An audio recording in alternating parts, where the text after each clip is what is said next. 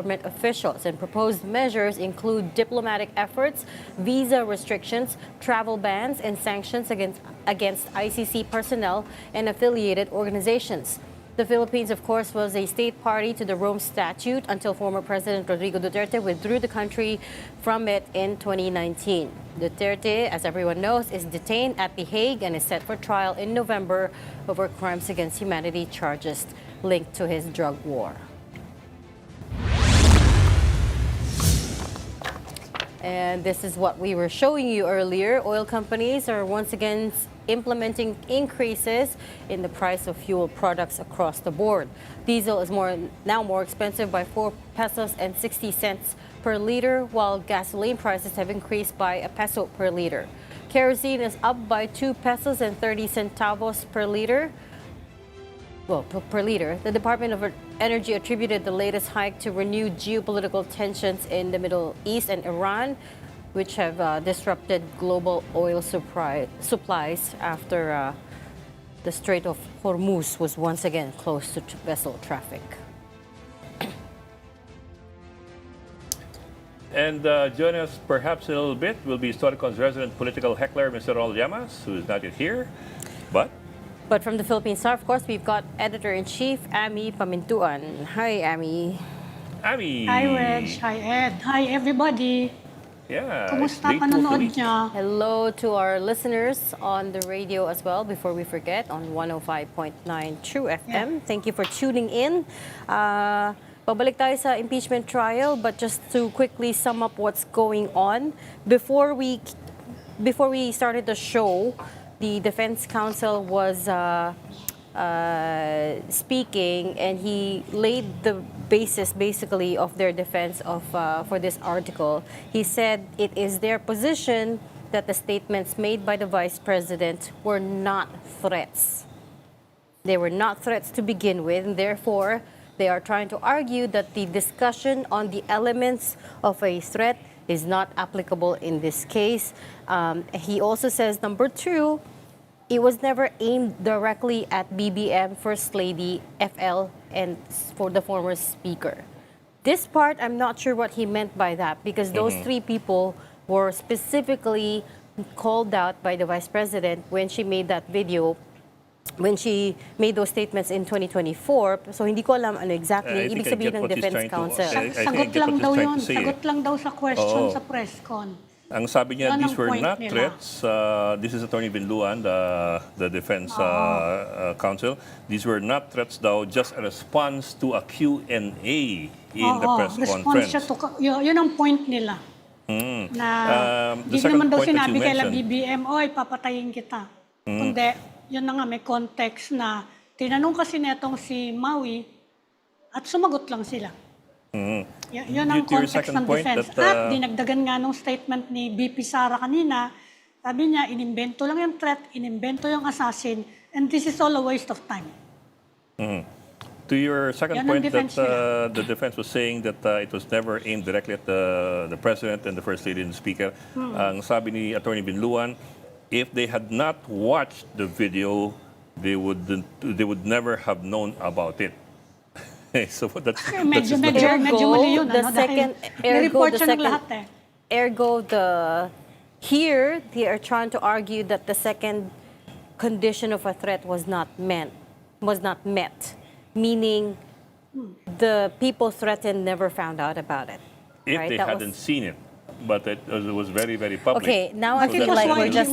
Now I feel like we're just. Was widely reported. Now I feel like we're just splitting hairs here. There you go. But that's what they're supposed to be doing as lawyers. So which comes back to my question of, I want to hear the explanation behind his second argument, behind Attorney Binluan's second argument, that it was never directly aimed at BBM, FL, and former speaker. Because again, those three were specifically mentioned when the Vice President held that press conference back in 2024. So what does that mean? I can only surmise na ibig niya sabihin was he just mentioned them out of, that was just a sheer coincidence. I'd imagine what he's trying to say. Parang kumbaga sa Borel, hindi siya nag-aim. Yun lang ang pagkaintindi ko doon. Well, hindi siya nag-end directly, nag-end. parang shotgun, kumbaga. But I Parang don't sinabi think lang that's the right na, ay, parallel. ito, ganito, ganito. Hindi niya sinabing, oy, papatayin ko kayo. I can Yun ang imagine. argument, ha? I mean, Yeah. yun lang pwede kong intindi ron.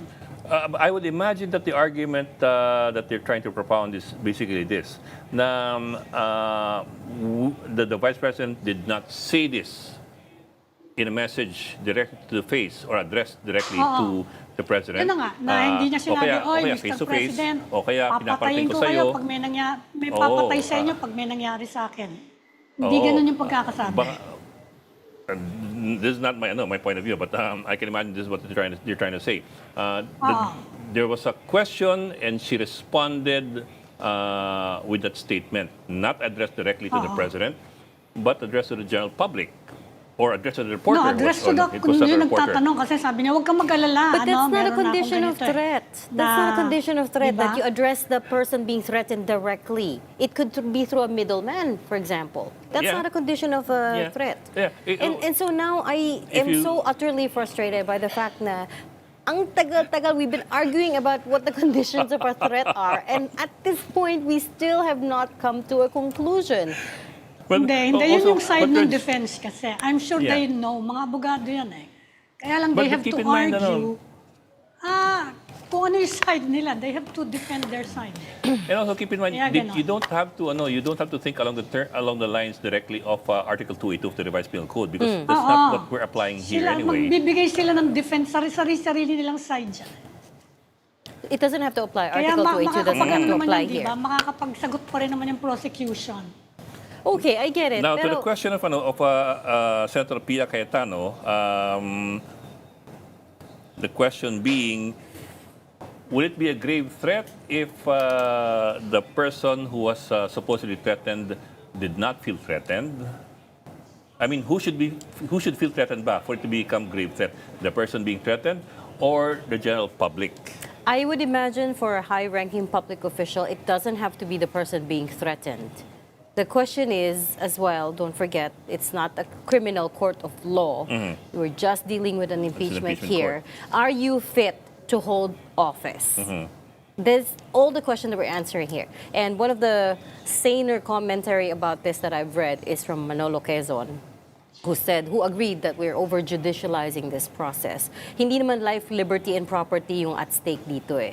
Which is what's at stake in a criminal court of law. We're only answering a very simple question, which is this person fit to hold office?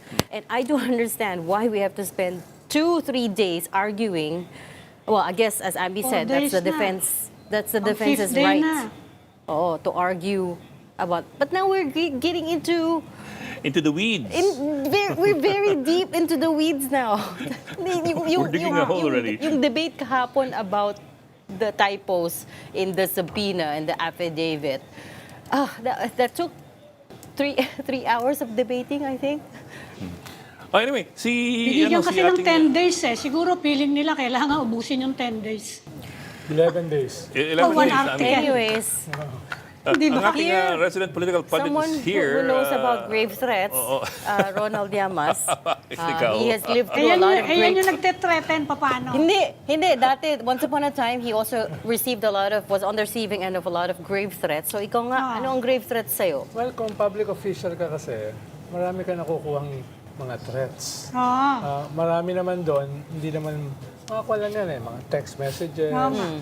Ako nga, pinadalan pa ako ng kahon sa bahay. Ano laman? Alam mo na kon? Wag natin pag-usapan. Hindi nga, alam mo na kon. Medyo grotesque. Anyway, so, nangyayari yan. Pero, ibang usapin kasi kung yung Vice President publicly threatening the President na siya yung successor. No? Iba yon. Iba yung mga nare-receive mo as a public official. Nakaramihan naman unfounded. Dahil, naman katulad nung nag-threaten kay Digong na school teacher na nag-post sa FB niya. Nakulong. Na nakulong Ronel, agad, diba? Ronel Yes. What's Mas. Ronel Mas ng Bataan. Nag-apologize. He was Nakalugod forced. pa siya Umiyak pa. pa, ano. umiyak He pa. was forced to apologize. Posas. At walang capability to implement his threat. So, ihiwalay mo yung mga ganon, di ba? So you're saying double standards tayo? Yes. Because dahil- that was considered a threat. Oo, iba eh. Iba yung... Or he posted that he would pay 50 million. Kaya nga sinasabi ko, iba yung intent, iba yung official na nagtathreaten, iba yung ginawa publicly, at iba yung meron kang hindi lang intent, kundi capability. At ikaw yung magiging successor kung ma-implement yung threat. Dahil pinapahiwatig kahapon ni Alan Peter na yung ibig sabihin ng conditional na threat ay hindi naman na-implement yung threat. So, Di naman Hindi, kailangan. iba yun. Kung na-implement yun, uh, hindi na threat yun. murder na yun. Anyway, si Atty. Ligutan raised jurisprudence it's the Santiago Paera versus People of the Philippines, May 30, 2011, to the question of Pia Cayetano. Ang ruling doon, according to Atty. Ligutan, was it's not necessary that the recipient felt fear or felt that the threat was serious. It's only necessary for it to be proven that the accused intended to have that effect. Whether the fear was felt or not is inconsequential daw. At hindi kailangan ng private complainant. No, yeah. Pati si, Well, si obvious- Escudero sinabi yun. Oh, Ilan lang obvious daw naman- yung mga private crimes. Especially, Tapos na- Grave pag threat. Kaya yung mga bomb threat sa NAIA, kahit there you walang go. Oo. It's a personal criminal complaint, offense. pwede Oo. kang makulong. Kalaboso ka kagad. It's especially if you're talking about the president, vice president, Senate Yeah. president, House Speaker. Those are all, and they have a mandate to immediately investigate, diba? That's why I found NBI. yung debate Yeah. over motu proprio. Yeah. Kailangan ba mag motu proprio Ang NBI investigation or nasa ano nila, automatic? nasa mandate talaga nila yon. The At top saka 5 pan. officials, pag may threat, kaya magreklamo kay hindi, they investigate. Yes. But in the halimbawa, case nga of the vice president, hindi daw sila nakakuha ng cooperation when they tried. Yan sa halimbawa, threat na yan. tiniretan ako ng Ed Lingao. Ikaw Tapos na naman. dahil ako ay naging Hindi anxious, NBI papasok dyan. Pulis lang tinretin yan. ko si Reg. Anong kinalaman ng threat sa akin ni Ed dun sa threat ko sa'yo? No? Well, Hindi ko pwede magsampan ng kaso sa akin. Oo. Ibig sabihin, yung threat ko sa'yo, yun yung magiging basis ng kaso ko.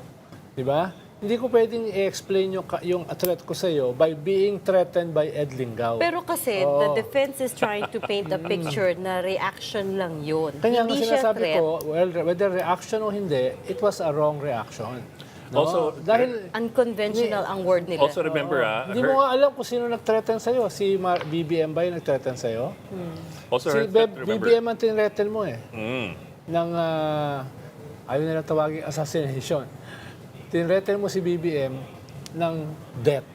Di ba? Pag Killing. namatay siya. Ed. Oo. But you don't even know kung sino pumatay sa kanya kung sakali.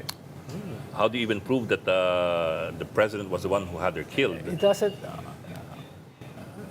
ano? Kaya siya nagbanta. So, kaya ang sabi niya, pag may pumatay sa akin, tirahin mo to. Oo, But conditional how do daw you yun. even know na siya yung responsable sa pagpatay sa akin? Oh, it doesn't matter. The threat remains. Yeah, yeah. Yung But sinasabi, what I'm saying is that it's not a justification. I mean, it shouldn't be justification. Oo nga, yun nga yung sinasabi ko. But that's, I'm just elucidating on your point. Oo, yun nga sinabi ko. pero mukhang so at this point we now have the backbone of the defense arguments ng defense. It is a Q&A. Number one, which is that It wasn't a it was threat. no. The first one was kalimutan ko tuloy. It was not a threat. not a It was a threat. response to a question and answer. Yeah, it's not a threat. Okay, Yan so ang the number first one is it's their position that the statements made by the vice president were not threats to begin with. Yeah. But number two, which It was they not propounded directly. It was No. never aimed Not directly. directed the at one the that they brought up president. last week. Pero mismo yung defense, ang sinasabi nila, the trigger dun sa... Sorry, that was the second thing, which is there's context to this. Oo nga, You ayan. cannot take a 2-minute part of a 2-hour video and judge her based on that. Yun yung second argument nila, which is there's context to this. She was pushed to the edge. There was systematic oppression. She felt threatened for her life. She felt threatened as a wife, mother, sister, and so on and so forth, not as the vice president. Therefore, she said those Pero in things. the same breath, sinasabi ng defense na trigger siya dahil dun sa nangyari kay Sulaika. So ano ba talaga, kuya? Yung na-trigger ka dahil dun sa Romanov threat sa'yo, na nagsimula dun sa brother mo threatening the president, or dun sa sinabi mismo ng defense, kaya nga pinatawag si Zulaika today dahil yung trigger daw dun sa outburst, unhinged threat ng Vice President ay si Zulaika. Iba yun ha, iba yung si Zulaika, iba yung Romanov threat sa iyo at sa iyong pamilya. No? So sinasabi nila nanggaling yan sa defense ha. No? Kaya pinatawag si Zulaika na hindi naman originally kasama sa Witness witnesses. list. Kaya iniintay natin ngayon si Zulaika. Kaya lang, hindi pa matapos-tapos tong interrogation. I don't even ng know if NBI aabot sila kay... official. I don't even know if aabot sila kay Zulaika because when they adjourned yesterday, sabi ng defense they were only halfway through with him. So that means another, 3-4 hours today? Tsaka kung pagod na sila, baka they'd rather have Zulaika tomorrow. Tsaka hindi pa naman nangangalahati yung target nila na 11 days. Ikalimang araw pa lang ngayon. I don't know. Kaya nga ini-stretch siya, sabi ko, sinabihan ko How siya na much 10-11 days more yan tuloy. hair splitting do I have to listen to? Mukhang gusto nila i-maximize yung 11 days. Ano ka ba? Kailangan i-maximize yun. You know, Yung kay Zulaika, ano yun ha? Kaya sila nagalit kasi ipapakulong sana. hindi ko Dadala alam. sana sa correctional institution sa for Mandaluyong. women. You know, after 5 days of very long trials, I don't know that it's any clearer to the public what they're debating here. Nag-tune out na yung public nung day one pa lang eh. If anything, it's become buried under legalese. Kasi nga, masyado tayong... Well, yung isang interview ko dito sa TV5 last week, sinabi ko, baka bahagi yan ng strategy Could be, yes. na Kanina strategy? boring us to death sa defense. No? Yeah. Dahil ang pangkasi rito ay kung lalabas yung mga ebidensya, uulit-ulitin mo yung threat ni Sara sa Court of Public Opinion, lalabang yung prosecution. Lalo na dito sa article na ito, na halos open and shut case na ito. Ang pinagdidebatehan na lang yung context. Di ba? Yun na lang yung pinagdidebatehan. The May justification. context. No? The authenticity of the threat remain. Ang sinasabi na lang, ito ay may context kaya hindi siya impeachable. No? Medyo kanyon. Slippery slope na yan. Yeah, because then that should apply to That's a any stretch, ordinary huh? citizen. Diba? You can argue na... Masakit yung paa ko eh, kaya nagsikaan ko siya. What? There you go. What? Kahit ano pa yung context kasi, tinreten mo yung presidente, ikaw yung beneficiary dahil ikaw yung vice president, at ginawa mong very public. Pero yun nga, the problem is hindi tayo nagkakaintindihan because the crux of their argument is it wasn't a threat to begin with. Parang yung argumento natin sa fourth tweet, ano? How immediate is Nagbabalik. immediate. I know what I know what buhay natin. alam mo kahit doon until now there's no closure, no, because I know the Supreme Court ruled against the House of Representatives there, pero nakusap din natin yung ibang framers of the Constitution who believe that the spirit of the law is forthwith immediately without Now na. delay. Yeah, now na. Oo. Sabi ni Adolf Ascuna, siya daw ang nagsulat ng linyang yun sa Constitution. Ibig sabihin nun, now na. Yeah. Wala pa rin nangyari, no? Pati si Christian Monzod, sabi, the intent is for it to happen immediately. Drop everything and do this now. Tsaka si Webster din. Sinong Webster? Webster Dictionary. Dictionary. Si Miriam and si Webster. But, Lahat but ng there- dictionary, chicken niya. Walang pagkakaiba yung But there you go. definition. Now you have the Supreme Court making that jurisprudence na forthwith means, I forgot their exact definition. Basically, it's prerogative ng Ng Senate. ng Senate. Oo, nasa prerogative. I suppose they were just being careful not to step on the Senate's, prerogatives on when to schedule. Fourth tweet is Kumbaga, discretionary. Parang konsensya mo na yun. That's a slippery slope, sabi ni Ami. I know. There are times when the Supreme Court just decides to be very conservative. Basta ang threat ay hindi That's threat one way to see it. until na-implement yung threat. then it's not called a We threat. cannot go di ba? that far. Common We sense cannot yun, go di ba? that far. Sabihin nyo kay Alan. Di ba? May level-level yan eh. May pagbabanta, may pagplano, ibig Hindi, sabihin actually, conspiracy na yun, in at the law, meron merong pag-execute. definition yung grave threat eh. Merong light threat, may grave threat. When is it not a grave threat? Nandun naman eh. Oo, nandun nga. Yung three Kaya lang, conditions. ito pa rin tayo Three naging- definitions. At saka walang Nag-ano pa rin tayo. Nag-argumento pa rin walang tayo. walang nakalagay sa ganong klaseng precedent yung context. Na if you were threatened yourself, pwede. Oo. Kaya meron din naman doon conditional threat, dinidefine din doon sa batas. Yes. But Nakalagay conditional for... conditional threat, unconditional threat, light threat. Malinaw naman yung pagkakasabi doon. Meron namang Tagalog translation ng Revised Penal Code kung gusto natin. Kaya lang binigyan nga kasi ng 10 to 11 days to para tapusin. Kaya we have to sit through 10 or 11 days of this discussion. Tara na. The law also does not require that the threat should have moved forward into the contracting of somebody to carry out the threat for it to become a grave threat. In other words, Actually, iniintay natin yung ganyang testimony, no, na kasi yun ang na-trace ba pinangako kayong assassin? Yun ang pinangako kahapon ng ng prosecution Oo nga. na parang Yan ang hindi ko iniintay ata natin. nakita Si Sulaika, eh. saka si assassin, kung may na-trace man. It doesn't Kaya lang here we are still stuck in the definition I of don't grave think threat. there's gonna be an so-called assassin presented. Wala pa tayong naririnig. Albeit they are allowed unnamed witnesses, of course. So we don't know. Yeah. Halfway na tayo. Yeah. Well, yun kasi during the offer yesterday of the prosecution of the witness, that was one of that was the second thing that they offered, that the witness will prove that the Vice President contracted a mamamatay tao as the prosecution put it.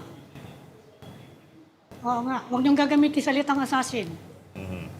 Pero yun nga there were some people who were also asking na in the end ba, should we get stuck with the question on whether or not may nakontrata ba o hindi? Is that Oo the nga, it question doesn't matter, that needs to actually. be asked? Or is the Ulitin mo, question... Ed. Because a lot of people are still hung up on that. Ulitin mo. It doesn't Basically, matter ang tanong ba kung meron bang nakontrata o wala? Yun ba yung tanong? O meron bang pagbabanta o wala? Kasi it's grave threat. Kung may Because you don't have nakuhang to go- assassin, it doesn't matter. Yun ang sabi ng... Yan ang iniintay natin patunayan ng prosecution. Tignan natin. Oo. It doesn't have to go so far as mangontrata ka ng Nahuli ba si assassin? Kasi hindi na yung grave threat. Oo. It's It doesn't conspiracy have to go Kasi that grave far. threat yan eh. Ibang kaso na yun. Oo nga, kung may Ibang kaso nahuli yun. man, dahil wala namang napatay, hindi nga naman siya assassin. Kayo talaga. Iba na yan. Conspiracy na yun. Conspiracy to create murder. Conspiracy na Pwedeng yun. sabihin nung mamamatay tao, hindi naman yung para pumatay ng tao. Tinutulungan lang ako sa ganito, sa ganon. Kung may na-matrace man na pera, papatunayan mo ba na para sa pagpatay yun? Wala naman nagpipirmahan dyan. Daming qualifications. Oo nga eh. Well, as Hindi kasi Senator, nahahawa na tayo dyan sa diskusyon. as Senator Alan Peter Cayetano said before, and he was one of the times that he manifested, he said there's a very fine line between A warning. warning and a a threat. warning. And a That's threat. right. So now we have a new word. There's a very fine line between a warning and a threat. A threat. So I guess I don't know. He was trying to say na warning lang yon. Kasi sinasabi niya, si Baste Duterte in his Yung kay January Baste yun, 2024 Maisog Rally statement, sabi niya, baka raw warning lamang yung kay Baste kasi sabi ni Baste, before you go to sleep tonight, remember the Romanovs. And remember Mussolini. Hindi niya binanggit Mussolini eh. Remember the Romanovs and remember your family in 1986. So sabi niya, baka lang parang remember your family in 1986 and Romanov, ibig sabihin napatalsik yung dalawa. Binanggit niya si But he forgot Mussolini, who was binitin pati Warek with the wife by Italian Ang sinasabi Partisans. lang naman natin, nagsimula yung Romanov doon. Kay Baste, oo. Okay, Baste. Yun lang Saka naman wala naman sinasabi nagsasabi natin. na death threat yung kay Baste na yun eh. Oo. Yun naman was taken really as a warning. Wala So, naman nagsabi nun na, a warning kung hindi for a- kinasuhan na yan eh. A warning for Wala a naman nagsabi massacre. sa kanya na nag-threaten siya na iro-Romanov namin kayo. A warning naman for a nagsabi. massacre. So again, borrowing their logic, pag sinabi ko sa'yo, Ronald, remember the time na inambush ka at gumulong ka sa labas ng palabas ng putik. kotse. Oh. That's a warning, not a threat. It's a Remember that reminder. Oh. Oh, pag kay Ronald, reminder. Because he's lived through it before, ganon. Hindi, because hindi mo naman siya kaaway. Oh, yun ang context. Hindi mo siya kaaway. So it's just a reminder. I wouldn't go that Pero kung far. alam na I magkaaway wouldn't go kayo, that it far. can be taken as a warning. There's, Or depende sa pagkakasabi, it can be a threat. Depende sa pagkakasabi. Hindi siya yung beneficiary. Saka hindi ka beneficiary. beneficiary Hindi, ako. alam naman natin kung ano yung threat, no? There was also a Kaya question by one of the center judges. Pinasukan ng kung- mga abogado. Pero yun nga, tama yung sabi ni Ami. Pag pinasukan ng mga abogado, magkikwibol na yan. Oh, yeah. Sa But that- kaliit-litang that's what they're supposed to be, detalye. that's what they're paid to do. Oo. And that's what So, weakens our judicial system. Yung ganong klase yung mga attitude. There was also back and forth a while ago dun sa tanong. I think one of the center judges was asking the witness,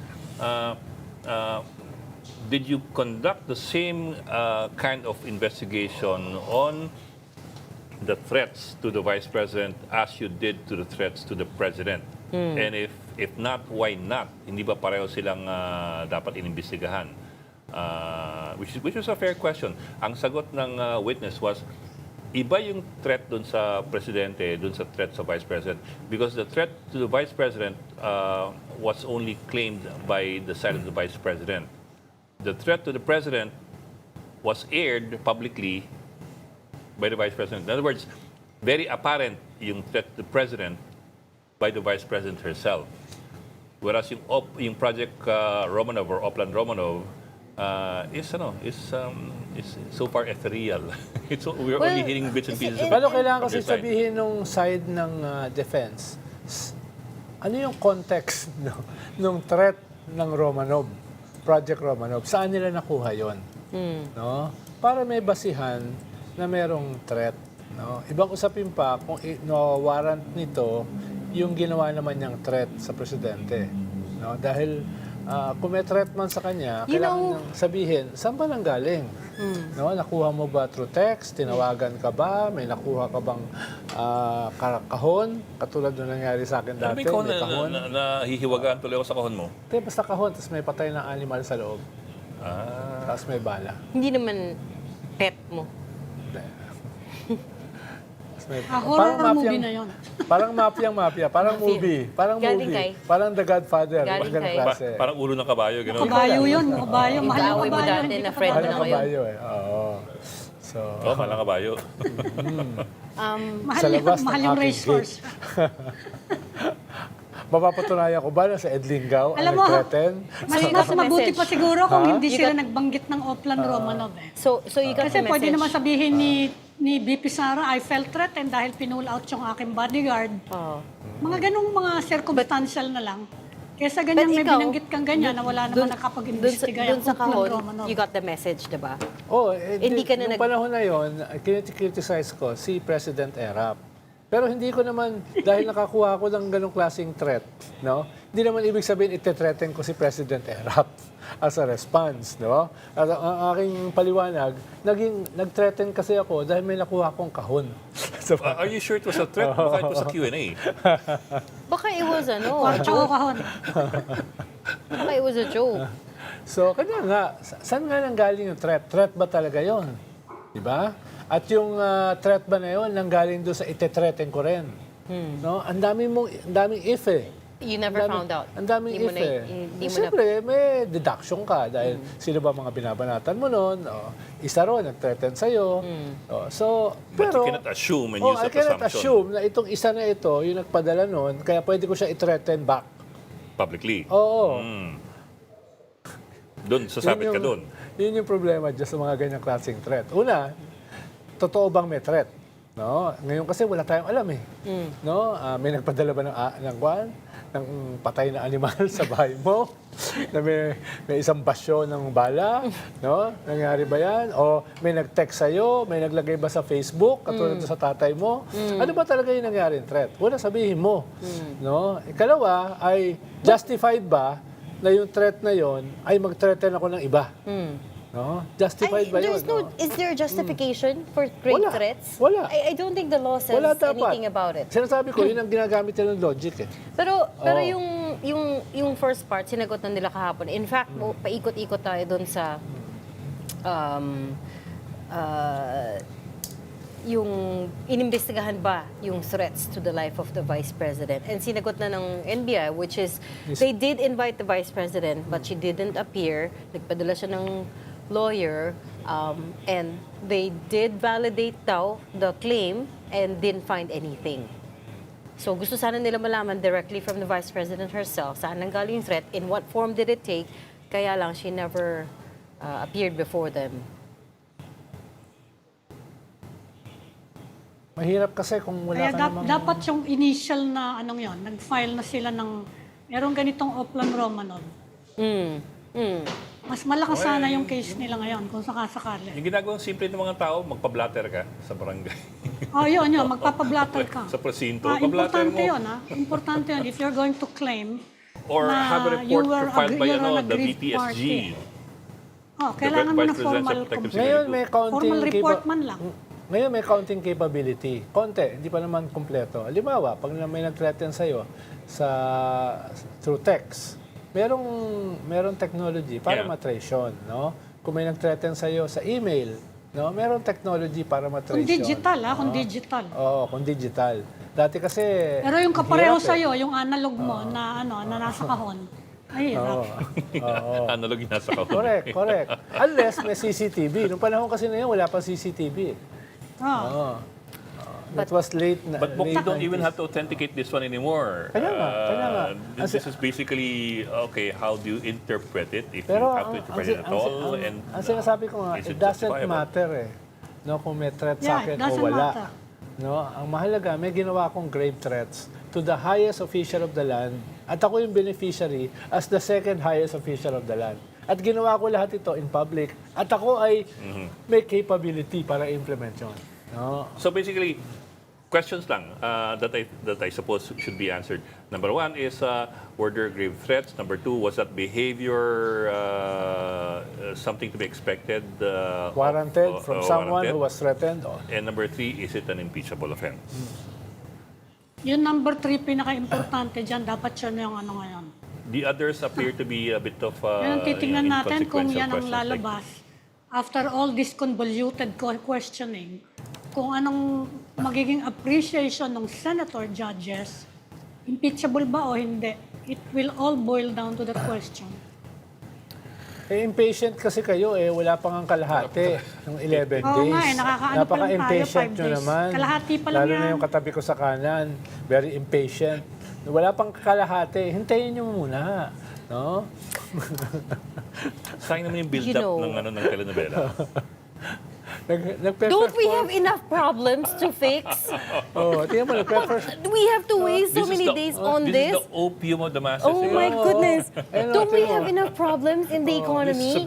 Oh, look Bigger at the opium. senator. Kinakailangan mag-perform because it's an era of performative politics. And it's 2 years before Everything elections. is about Do we performance. really need 92 days of this? Do we need 92 days of Ibang this? usapin yung Is need. my question. Ibang usapin yung need. Of course, we In don't the meantime, people are still hungry. In the meantime, bagsak pa rin ang Ibang usapin ekonomiya. kung kaninong need. Oo. Iba yung need mo sa need. Kaya dapat talaga inuna yung yung confidential funds saka Usapan yung natin ang economy. ill-gotten wealth. Usapan natin ang economy. Para hindi nabobor dito. Naunahan na tayo.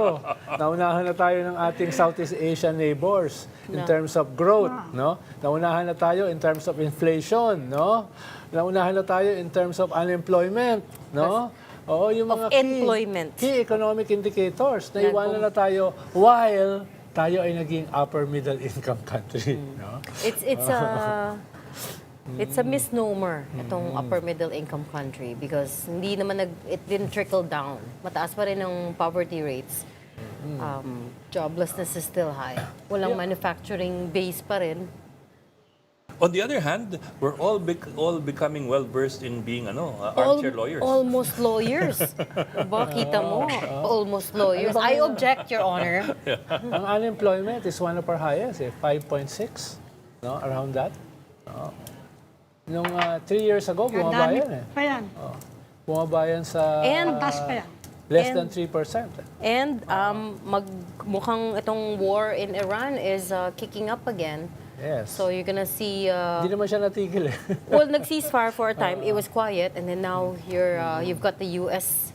May intermission bombing lang, Martin. Iran once again. So hindi natin alam Oo, how sabi ni high. Trump, a deal is still possible. Yan ang pinaka-latest word from him. At saka Sabi ni Donald Trump, nag-nationwide a deal nuclear is still alert possible. ang Iran. Makita niyo ba yun? Nag-nationwide nuclear, tawag dyan? Nuclear preparedness ang Iran. Parang DEFCON 3 ba yan? Yes, yes. In the meantime, Ako, we've glass got, half full ako. Deal is still possible. I don't yan yung think You're talking about I don't Iran think on the impeachment. That's not. Last he said was, as far as he's concerned, the deal is off the table. Ngayon, Today, it's a deal still possible. oh my God. Kasi tinira ng US ang Iran. Kaya Kapag nga. sila yung nananalo, deal is possible. This is the Yan ang latest version today. ng half full, Baka maya-maya alas 12 ng gabi magbago. Yan ang version mo ng half full ba? We gotta Ngayon, wait, no? half Magbabago full na tayo naman. ngayon. Napaka-cynical naman ng half full mo. In the meantime, we've got the Senate flicks to distract us from all our economic problems. Alam mo yung yung South Korea ha? They impeach yung gusto lang mag-martial law. They impeach the president. Kulong In less na. than a year, tanggal siya at kulong. Oh, kulong na, exactly. Kulong. In That was fact, surprisingly fast. Convicted, kulong, Ganun lang yun. replaced. surprisingly Kapag-election fast na sila. sa atin. Because again, impeachment is a political process. You're not a Hindi, court ganun of din naman law. sa kanila. It's a political process sa Kaya kanila. nga, no, I know, but And the Koreans are pretty fast in putting presidents in jail. si Ed is saying that ganun lang yun, kabilis. And It dictators. should be that fast. It Dictators. should be that fast. Hindi naman to criminal court of law. Otherwise, the Constitution would have Yeah. said, all of you senators should be lawyers. Right? Then, Objection, Your Honor. You're objection. out of order. Objection.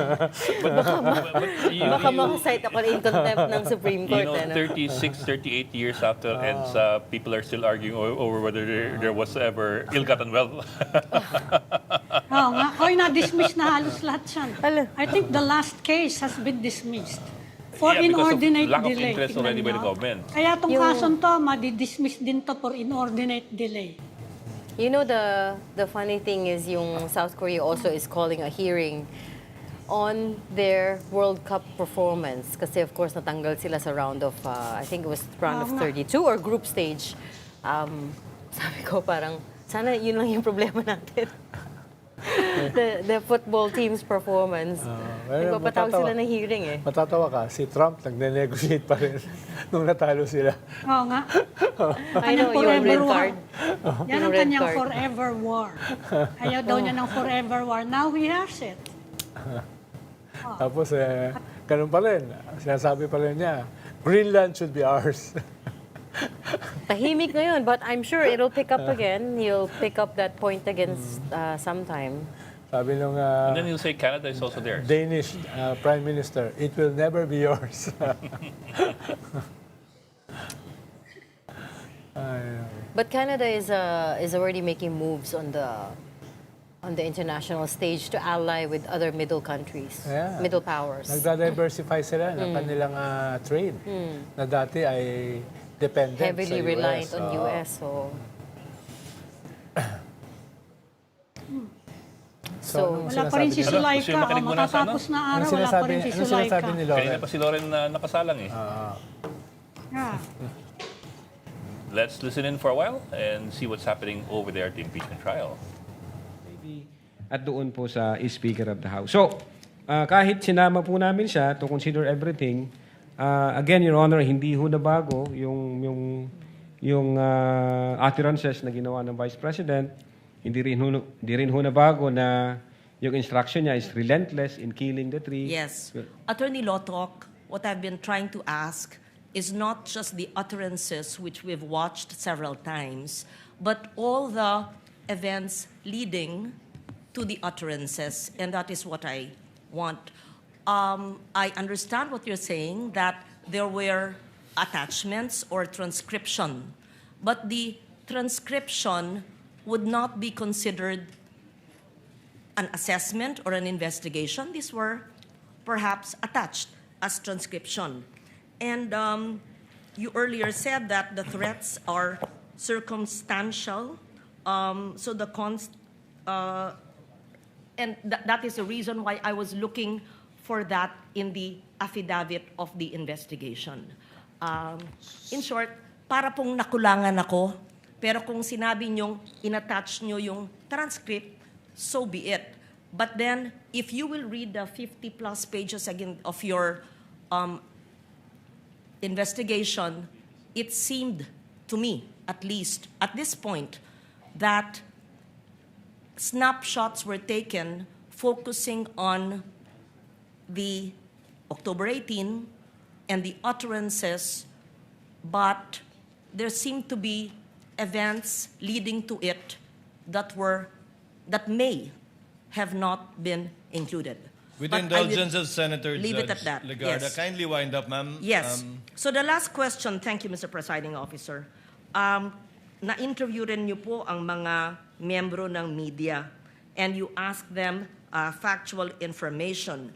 Did you also ask them about the emotional state ng mga kalahok sa media, yung mga pangyayaring naganap bago ginawa yung mga naturang pahayag? In short, not just the factual statement, but the atmosphere, the events leading to that Zoom press conference that led to the perceived or alleged utterances. Wala po yan sa minutes of meeting, sa Q&A. Wala po yan, Your Honor. Should you not have asked the members of media and the others who were part of that so that you would have, in your own words, sir, the complete picture, so that everything is taken into consideration on why such a highly placed person would give such utterances, because such conditions existed that might have, just might have, elicited it. But you did not do that investigation or at least conversations with the members of media. I leave it at that. Thank you for answering my questions. Thank you, Senator Judge Legarda. Senator Judge Pangilinan, you are recognized, sir. Yes, thank you, Mr. President. And you may Just, proceed when you're ready. a few questions on inciting to sedition. Yes, Your Honor. For the witness, kasi pinapaliwanag mo yung sinasagot mo yung tanong ni Senate President Win kanina, no? Nasa NBI ka na Cybercrime Division since 2018. Yes, Your Honor. 2018. So, naalala mo ba yung kaso ni Ronel Mas? Yung taga Zambales na nagkaroon ng Facebook post. Yes, sir. Naalala ko po, pero hindi ko kami may hawak ng case na yan. Oh, pero kung maalala mo, dahil division ninyo ang nagsampa ng kasong inciting to sedition, no? Tama ba? I-check ko yung record. Hindi po yata ako may hawak Dahil, ng case. well, to refresh your memory, nag-post siya sa social media offering 50 million to anyone who would kill former President Duterte. At that time, he Yes, was the sir. president. Yes, sir. So, That's the news. you remember that? Yes, sir. That's the news. Oo. Tapos, inaresto siya. Sabi niya, I will give 50 million reward kung sino makapatay sa dating presidente. So, nakita ng inyong division na ito ay inciting to sedition. Tama? Yes, sir. And therefore, sinampahan siya ng anti-cybercrime law. Opo, sir.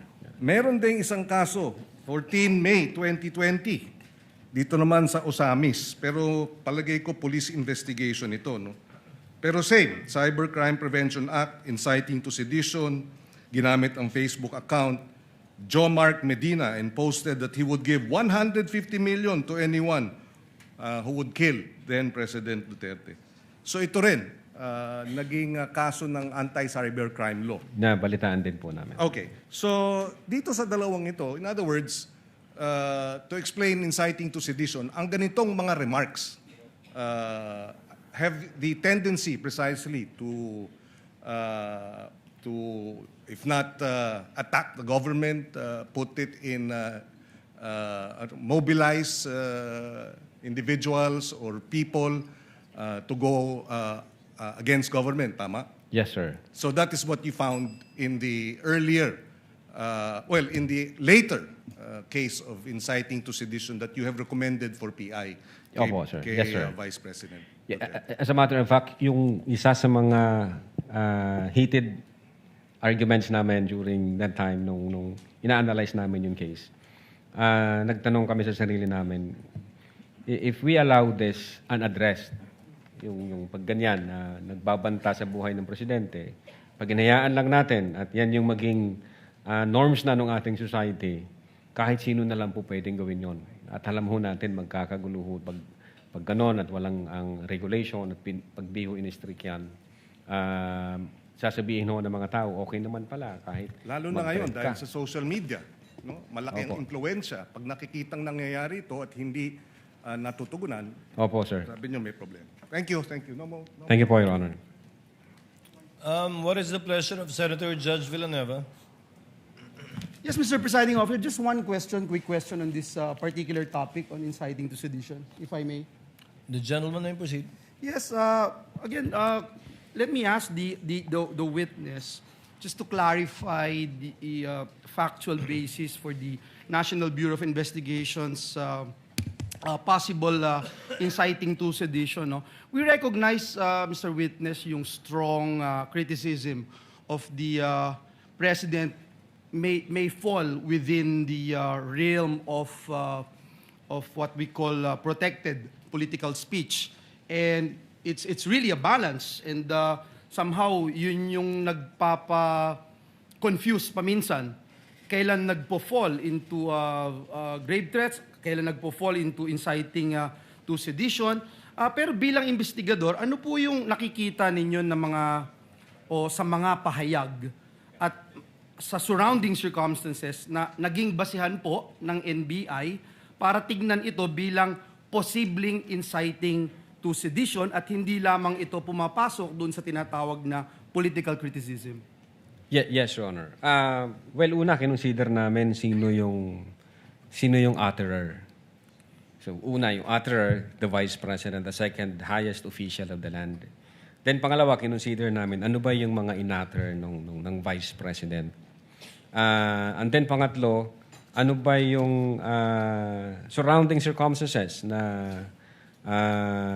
like naging reaksyon nung recipient nung utterances o threats. Nakita ho namin na kung pwede palang gawin ito ng isa sa pinakamataas na posisyon ng Pilipinas at hindi natin ito i-address, hindi natin i-regulate, pwede na rin po pala itong gawin ng kahit na sino. Remember, Your Honor, Vice President is kinukonsider ho natin na model bilang public official. So tinitingnan po natin siya kung ano yung actuation siya sa public, kung ano yung pakikipagrelasyon niya sa ibang public official. So again, Your Honor, nung makita ho namin yan, may effect po sa mga tao. Kung ang Vice President kayang gawin yan at wala namang nangyari, gawin na rin natin yung iba. Yung ini-explain ko nga kahapon, may pattern, may consistent siya, and the fact na bold yung mga statement, pupugutan ng ulo,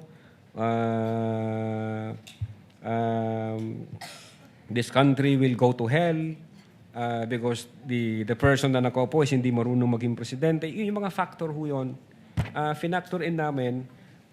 Pag nakita ito ng taong bayan at walang kilos na ginawa yung gobyerno, parang domino effect po yan, pwede na. So, sunod-sunod na. Alam naman po natin ang nangyayari sa social media.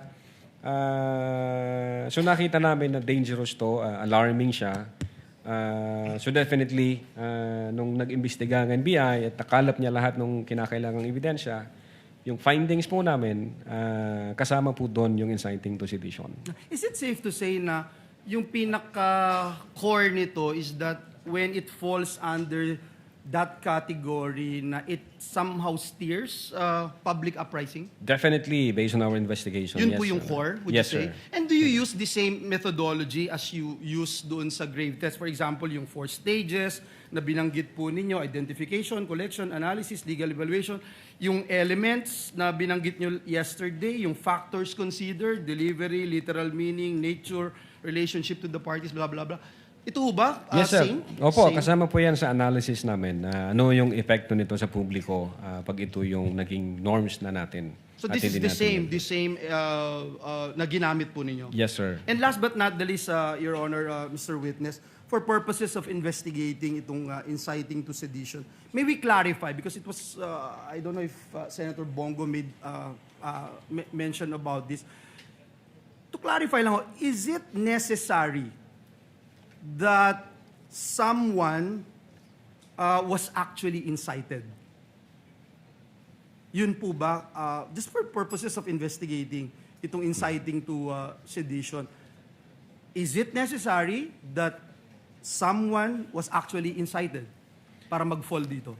Well, ang basis po namin, yung people versus Nabong, if I'm not mistaken, in order to be seditious yung speeches, it is not necessary na mayroong actual sedition.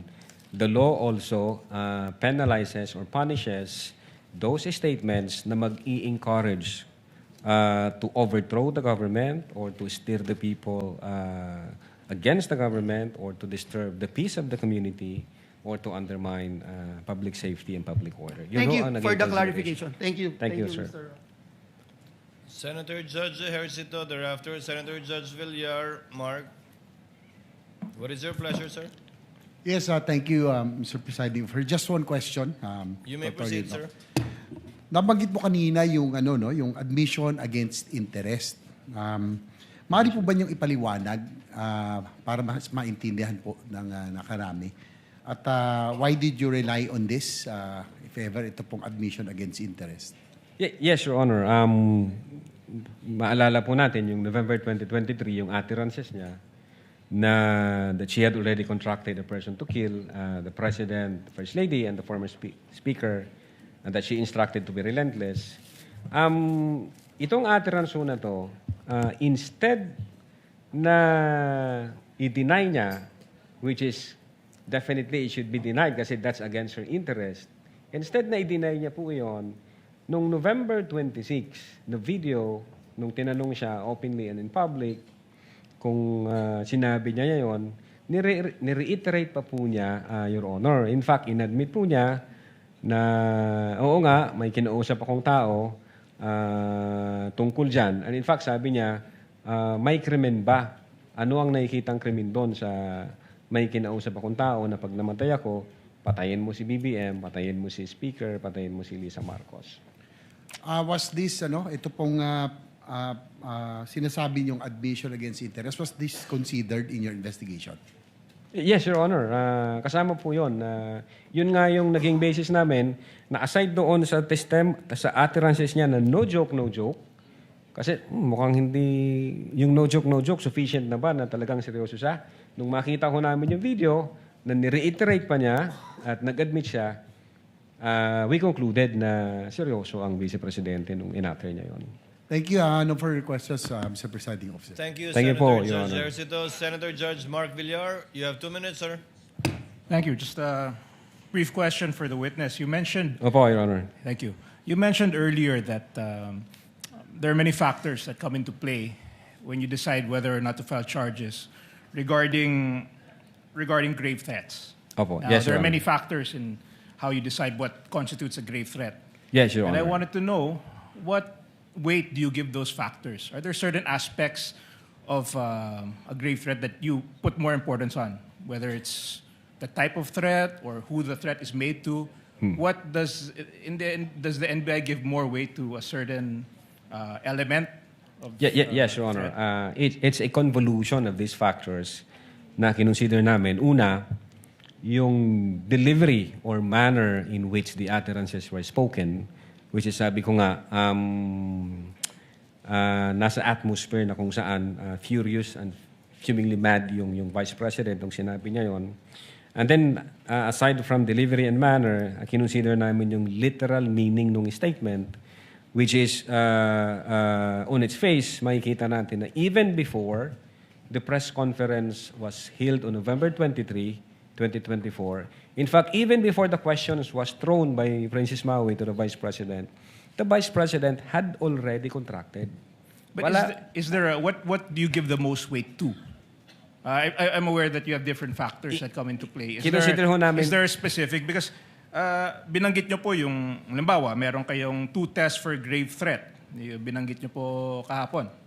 I just wanted to know what is the basis for, or if there is a hierarchy in the level that in all these elements, if there is a hierarchy.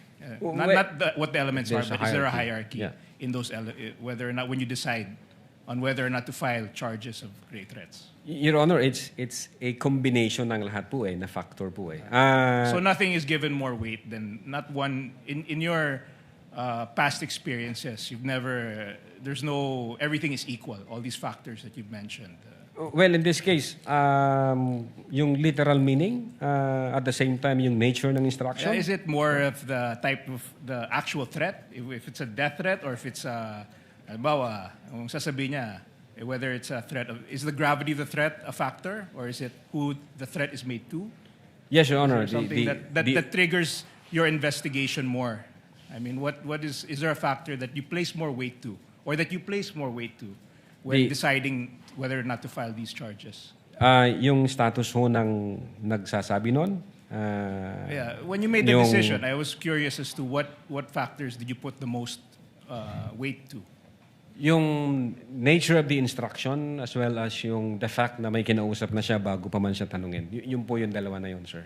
And these are defined, are these defined in any legal, or this is just purely the discretion of the NBI, or is there a particular definition in the law that would create a hierarchy of... I would say it satisfies the elements of grave threats, Your Honor.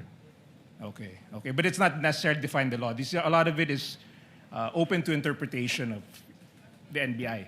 Yes, Your Honor. Based on facts, nakita ho namin, papasok ba yung elementong ganito, elementong ganyan, elementong ganon. Nung nagkaroon ho kami ng findings, nirefer ho namin si DOJ. DOJ, sir, ito ang findings namin. Ano po ang masasabi nyo? Then nag-issue ho ng certification ng DOJ at ang sabi ng DOJ, certified, all of the elements required for the crime charged is complete. So pwede na tayo mag-proceed sa preliminary investigation. Yeah, thank you. Importante po kasi na ma-define po natin kung ano po yung grave threat, kung ano po yung... And I just want to know what latitude does the NBI have in deciding whether or not to file a charge of grave threat. Yes, Your Honor. So, thank you very much, sir. Opo, thank you, Your Honor. Thank you, Senator Judge Mark Villar. Counsel for the respondent. Just have last few questions, Your Honor. Apologies. Senator Judge Erwin Tulfo. You may proceed when you're ready, sir. You have no more than 2 minutes. Thank you. Just one quick question to our witness. Inciting to sedition po yung kinaso ninyo. Opo, Your Tama. Honor. Pero hindi ba nagbo-border ito yung inciting to sedition to propaganda? Kasi po ayon po sa diksyonaryo, propaganda is a form of communication that aims to shape the people's belief, action, or behavior. Na you say something para udyukan yung tao, para magalit. So, nagbo-border ito between propaganda and inciting to sedition. What made you say that this is inciting to sedition yung pinagsasabi ni Vice President Sara Zimmerman Duterte? Again, Your Honor, we consider the elements ng inciting to sedition, one of which is yung whether the speeches disturbs the community. And then in-explain ko na po kanina yung mga comments. At the same time, yung responses ng recipients, gaya ng several government agencies and the President himself, as well as the Speaker of the House. And then, Your Honor, whether it would undermine public safety and public order, which is malinaw ho dun sa comments at reaksyon ng ating government agencies like the PNP, like the National Security Council, at ganun din po yung Presidential Communications Office. So, pinapakita ho nila doon na alarming yung situation, it's an active threat, at the same time, it's a matter of national security, at hindi ho ito dapat palampasin. In fact, may classification pa nga yung ibang agency natin na yung kinausap is assassin. Both the PNP and the PCO, sir. So, sila nakalampag sila, itong mga government agency na to doon sa utterances na ginawa ng Vice Presidente. So, aside from that fact, nakita rin namin yung comments from social media platforms na meron talagang nabubuong magiging kaguluhan. Although, sabi ko nga po kanina, yung comments sa mga Facebook at social media platforms, hindi lang namin nakasama sa... Okay, still a lot of back and forth between the witness and senator judges on the nature of the threats and qualifiers on what constitutes threats. Tayo nga, in a few minutes, na-exhaust na natin. Did you just compliment yourself? But you know, Just a few minutes. Pero yung director kasi, every time cue na tayo, he says, summarize. Summarize. Haven't we gone to that already? Let's bring More in of the somebody same, else. dapat summary nyo. More of the same. Okay. Next, tama. Good idea, Ami. Next time I'm gonna say it. Papasa ko sana kay Ami yung pag-summarize. Okay, at this point, let's bring someone... Excruciating. Let's bring someone in who may have a different opinion. We're talking to UP College of Law Associate Dean Attorney Paulo Tamase. Welcome back to Storycon, sir. Good afternoon to Hi, everyone Tony. and to those still viewing the impeachment trial. Exactly. Spare thought for us How do who you have find to it, watch sir? this every day. So Kasalanan anyways, ba ito ng UP o ng Ateneo Law School? kaya nga eh. So attorney, Kasalanan po ng lipunan, I think. kasalanan ng Maabot tayo mga sa lawyer. ganito. Kasalanan to ng mga lawyers, sir, with all due respect. But what do you make of it? What has stood out for you? I think in the last few days, getting the opportunity to talk about this, the focus of my personal academic criticism has been the over-judicialization of this proceeding. And you see that in full force today. The impeachment court is not a court of law, despite what I think some senators have said. It is not a reviewing tribunal of the NBI and the DOJ in terms of the investigation they have made. It is not a bar examination venue to test whether their recollection of certain cases are correct. The impeachment courts, the Senate really, its own function is solely to try and decide this case and whether to see morally fit yung vice president for the office. And I think to go into technical issues about, are there elements of the offense that have been met? Is there mens rea? All of these things are irrelevant to the question of fitness. And I think it comes from a very crucial misunderstanding of what other high crimes means in the Constitution. The constitutional ground is not actually high crimes. The constitutional ground is other high crimes. And that term of art comes from the Americans, where yung purpose po talaga nung term of art na yun ay to say na mayroong mga pwedeng gawin na masamang bagay, for just to make this very easy to understand. Yung isang public officer na baka hindi nga mag-amount to a crime kasi kulang. And yet it shows na hindi na siya dapat pagkatiwalaan ng office. And I think all sides have lost the narrative as of the last few hours. So and hindi pa naman too late, it's still a long trial, but sana we go back to that core issue na you at least on the things na hindi natin pinag-aawayan, that there was an investigation that was conducted, that the video was real, are enough ba to? Or do they build to a case of impeachability or removal from office, or they don't? Yun, I think yun po yung importance sa public and not really the technical know-how and criminal law to review that is going on right now. Yeah. You missed the first part of our show, attorney. We were saying exactly the same thing. That there's been a lot of legalese and a lot of hair splitting over definitions. That it's been inconsequentially over-judicialized already. Pero, and I think you attorney, should be worried na even if yung lawyers mismo ayaw na panoorin yung trial. Exactly. Marami kong kilalang lawyer They stopped watching. Pero you were saying they have lost the narrative. Sino kaya magre-redirect niya? Gagamitin na natin yung term na ginagamit dyan. Sino magre-redirect ng narrative para bumalik tayo doon sa core issue? Yung bang presiding officer? Magbo-volunteer ba yung mga senador? O I think mag-uusap yung defense at yung prosecution? I mean, I think it has to come from the Senate. Kasi Senate. the defense is doing this because ang initial moves ng Senate for them, at least based on the last week, was this is a legal proceeding. We are judges in robes. No, we are going to follow rules of procedure. Ito yung standards of evidence. Very similar to kung paano siya mag-ooperate in court. So, kung ako yung defense, patas yung ginagawa ng defense. This is really how to defend your client in court. If I were the prosecution, patas din, no? Yung pagka mas active ko in objections in cross-examination, patas din yun if this were a legal proceeding in court. So it has to come from the Senate.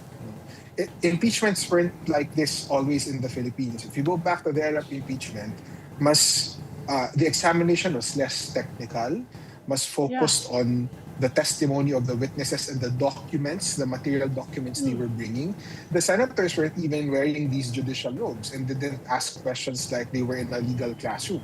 Yung questions were really clarificatory. They were supposed to clarify kung ano yung value ng evidence, how it related to the impeachable offense, and yung culpability or yung responsibility of the impeachable officer then erupt in it. So, very easy to understand for yung people. And that's why people were glued to their screens during that impeachment trial. But now, if the trial is going to run for 4 to 6 hours every day, alam nga namang the economy will stop for this proceeding. And mawawala yung public from being from their initial focus and attention to this exercise. So it's not good for the prosecution, certainly, kasi they need to win the public more than anyone. It will not be that good for the defense, even if on the one hand, di ba, parang the attention away from the trial actually helps the VP. But ultimately, hindi niya masasagot yung charges against her, but it is certainly not going to be good for the Senate. Kasi So how titigil can yung the legislative attorney- work nila without any without coming closer to what this purpose or the purpose of this proceeding is, which is really accountability dapat.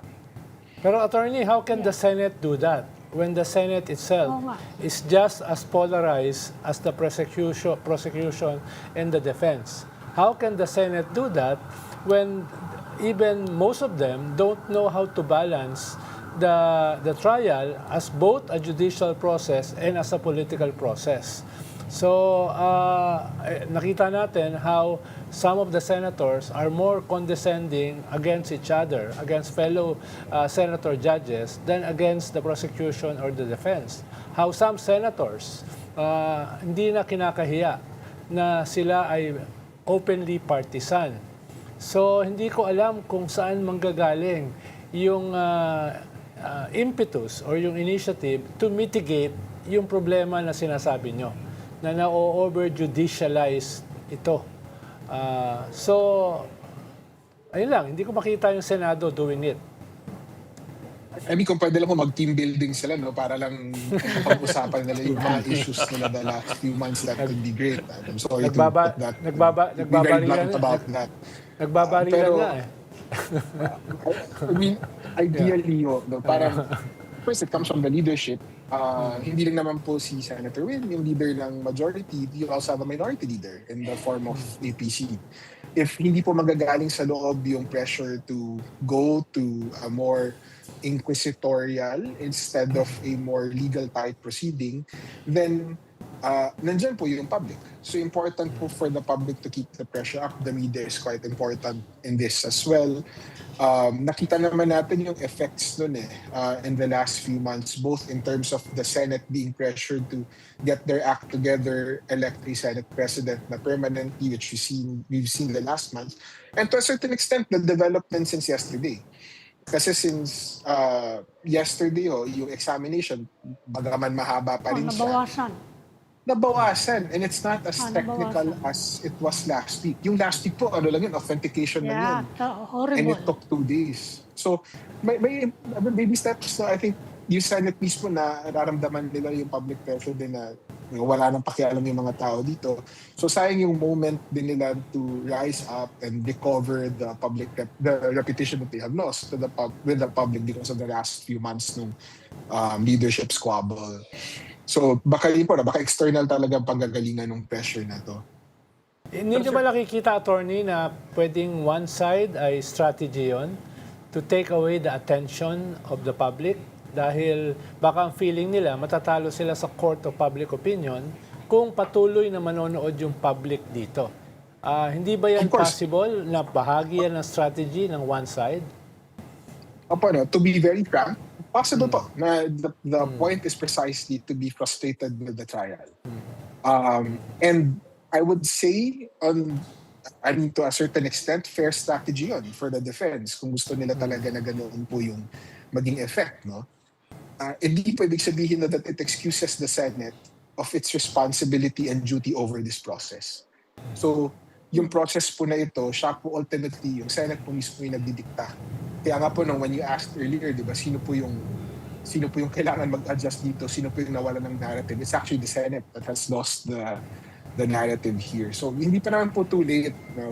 Maaga pa naman po. And I think nakita naman natin yung eagerness ng Senate na huwag masyadong technical yung objections. No? But time is running out in a sense for the public to get glued back to the proceeding. Kung 4 to 6 hours per day po yung proceeding, honestly, mahirap po for anyone whose life is not 100% being glued to this proceeding to keep track. So to that point, if both sides have lost the narrative, who in effect would be reaping the benefit of the public losing interest in this? I ask that kasi in the end, kasi it is the prosecution that has to prove something. It's the prosecution that has to reach a threshold. The defense just needs to parry and basically just parry and just be passive. It's the prosecution that has to be active in proving its case. Hindi po, it's the prosecution that has more to lose at this point kung ganito po yung pagtakbo ng proceeding, because you're right, the Vice President doesn't have to do anything. She will be Vice President unless she is convicted in the trial, and the conviction cannot be secured if walang public support for it. We've seen that historically in the Corona impeachment at least. No? In that case, you had a unelected officer being subject of impeachment. Yung public pressure ultimately, especially with the last few days of the trial, probably shifted senators who were expected to vote for Chief Justice Corona. So, if hindi na po nag-pay attention yung public dito sa nangyayari, then it's the prosecution's loss. It's sila po kasi yung may burden. So they can count on explosive testimony. I think everyone honestly is waiting for the Chief of Staff to testify. Yun po yung inaantay kasi may hilig talaga po sa drama siguro tayo mga Pilipino. But ultimately, hindi po kaya nun i-sustain yung proceeding na ito. No? Kasi not every testimony is going to be explosive. But every testimony certainly, or every witness certainly has to be heard. But if ang narinig po natin mostly is the lawyers talking and not the witnesses, then it's a red flag for the entire proceeding. Baka again, you've over-judicialized it. How much elbow room does the presiding officer have to keep it a tight trial? Kasi kung ganyan, alam mo naman itong mga senador, independent republic itong mga to, magkakaaway pa sila. Pero the presiding officer has the authority, hindi ba, to control at least the procedures na hindi ganyang... In the pace. Kanina pa tayo, paikot-ikot dito, nasa grave threats definition pa rin tayo. How much can he actually do? Yes, the presiding officer has a big role. I do want to give credit to Senator Cheese since last week. I think the way that the objections were being ruled, the very pro-disclosure rulings that he had, no, parang letting the witness answer, those are all good things. But in terms of speeding up the process, malaki po yung power ng presiding officer insofar as he is presumed to exercise the power of the whole Senate. So just to give you an illustration in real court, hindi po powerless yung judge to stop a cross-examination or a direct examination for that matter that is already beating a dead horse. So if the point has been proven Yeah. and corroborative na lang yung further questioning, the judge will often tell, and this is not in the rules of court, but this is how judges speed up the proceeding, they will ask parties to stipulate, no? What if you agree na lang na Yeah. ganito yung magiging substance of that cross-examination or the rest of the cross-examination? Kung malinaw naman po for the parties, and it is also in their interest not to annoy a judge, kasi alam nila na the Yeah. judge is the one that's ultimately going to rule, then they will adjust their conduct accordingly. So there's a huge trust, respect that litigants have before a judge, and in this case, the presiding officer. Kasi nanonood din naman, alam ng presiding officer to that extent, especially in this context, na yung public naiinip. If the senator judges are themselves naiinip, no? They leave the hearing already for extended periods, you can expect that the public is also getting antsy while watching 6 hours of trial in day 5 of 90. So it would be within the power of the presiding officer to actually assert better firmer control over the proceeding na these types of questions okay na, or parang these types of questions we understand already, or you ask the parties to Yun. stipulate. Pwede niyang sabihin yon. Just to illustrate, pwede bang sabihin ni Chis Escudero, natanong na yan kahapon pa eh. Can he say that to a fellow Technically, senator? pwede po. I think it's easier to say it in a court, no? Because in that Yeah. sense, hindi naman po yung whole public yung nanonood. But now you have Yeah. millions or hundreds of thousands watching this proceeding. Yeah. It's a little harder. Ulit-ulit eh, di ba? No, but Can he say that? Natanong na yan eh. Can he say that? In theory, pwede po. No?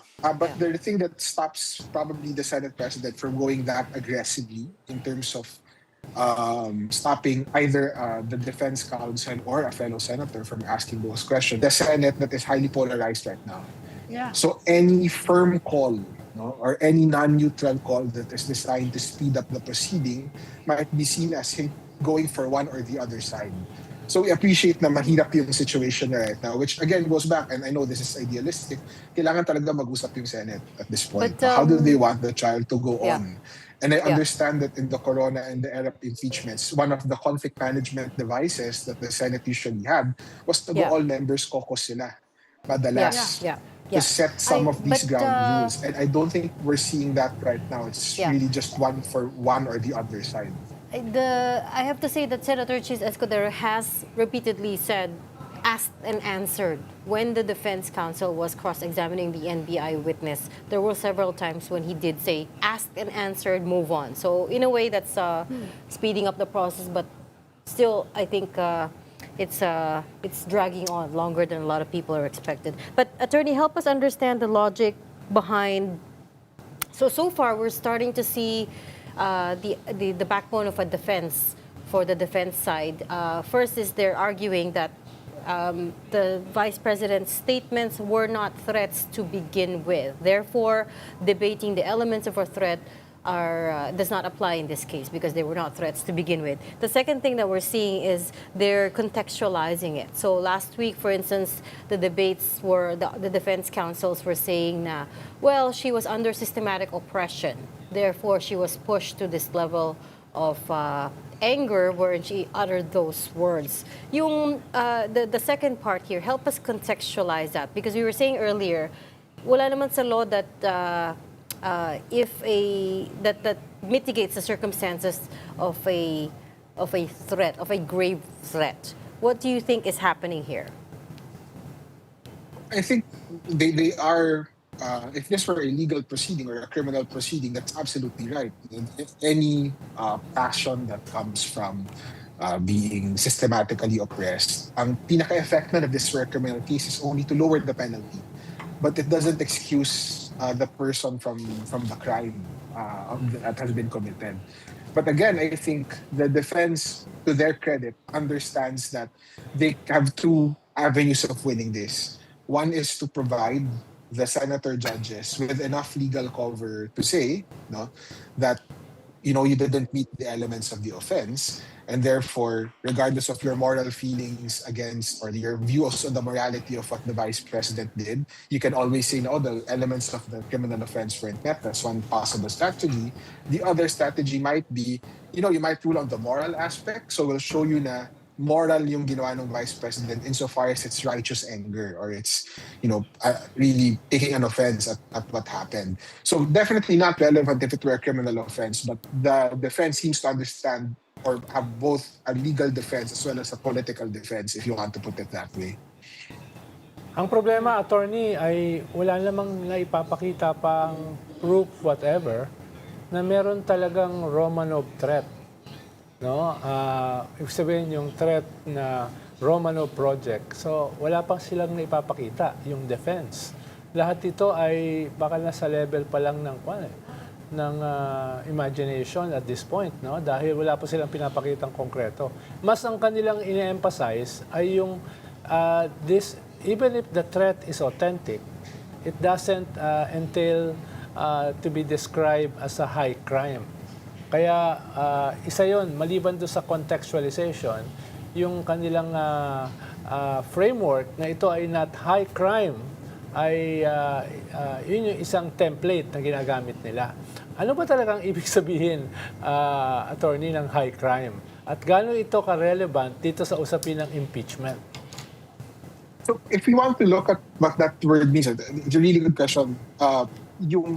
The American phrase where we take it from is other high crimes and misdemeanors. Ibig sabihin po nun, in the American sense, where we take impeachment from, it really doesn't matter whether yung crime is minor or whether it is major. So if you go back to the discussion earlier, there was a questioning on felony versus crime. Yung distinction na yun that's only relevant in criminal law 1 and not really impeachment. If anything, it shows, or the American definition is, kahit anong act yan. No? In fact, kaya nga ako other high crimes yung ginagamit nung constitution natin is it does not need to correspond to any crime. And cases have explained that to at least on the side, parang as an aside.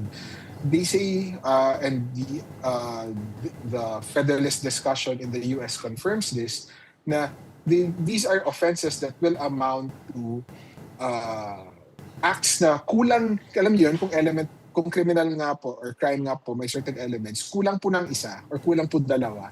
And yet it shows the lack of fitness of the public officer. Kaya nga po yung discussion na, petty crime lang yan or parang maliit lang na crime yung threat na yan, hindi naman siya seryoso.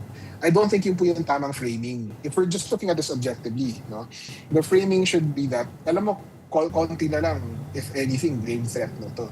But because of the magnitude of that threat, the context of the person saying it, yung position niya in government, the highly polarized atmosphere we were in, was it showing a lack of judgment na dapat hindi na siya pagkatiwalaan ng public office in the future and dapat tanggalin siya in the current. So hindi po tayo umaabot doon sa ganong kalalim na reflection about what the Vice President did, that video, that press conference, the press conferences after. Kasi po nakafocus po tayo doon sa legal judicial distinctions between felony and crime, no, and all of these elements so na napag-uusapan natin ngayon. Exactly the question we were asking. I'm going to nominate you to join the senator judges. But anyways, we'll leave that there. Thank you so much for talking to us and explaining all of that. Attorney Paulo Tomase, Associate Dean of the UP College of Law. Salamat, sir. Salamat, attorney. Thank you, attorney. And that is all the time we have for today. The Senate impeachment trial is on recess right now. So we're going to go on recess too. Join us again tomorrow, 4 p.m. for Storycon. I'm Regina Lee. I'm Ed Lingao, kapatid. We are One News, your side all the time.